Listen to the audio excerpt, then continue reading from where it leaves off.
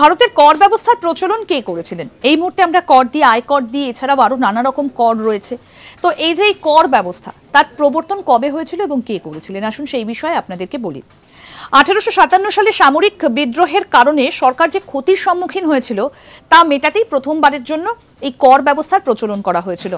আর প্রথম প্রচলন করা হয়েছিল 1850 সালের ফেব্রুয়ারিতে। স্যার জেমস উইলসন, ব্রিটিশ ভারতের প্রথম অর্থমন্ত্রী, তিনি এই কর ব্যবস্থার প্রচলন করেছিলেন এবং এই আইনটা 1860 সালের 24শে জুলাই ভাইসরয়ের সম্মতি লাভ করে এবং অবিলম্বে সেটা কার্যকর করা হয়েছিল। অর্থাৎ কোষাগারের ক্ষতিপূরণের জন্যই এই কর ব্যবস্থার প্রচলন হয়েছিল ব্রিটিশ আমলে। সময়টা ছিল 1860 সালের ফেব্রুয়ারি মাসে। ব্রিটিশ ভারতের প্রথম অর্থমন্ত্রী স্যার জেমস উইলসন, তিনি প্রথম এই কর ব্যবস্থার প্রচলন করেছিলেন এবং তারপর সেটা আস্তে আস্তে পরিবর্তন হয়েছে, নতুন নতুন তার সঙ্গে ধারা জুড়েছে, কিন্তু প্রথম কর ব্যবস্থার প্রচলন হয়েছিল সেই ব্রিটিশ আমলে। এরকম আরো অনেক অজানা আপডেট পেতে দেখতে থাকুন আজ তাক বাংলার ইউটিউব চ্যানেল, সাবস্ক্রাইব করুন।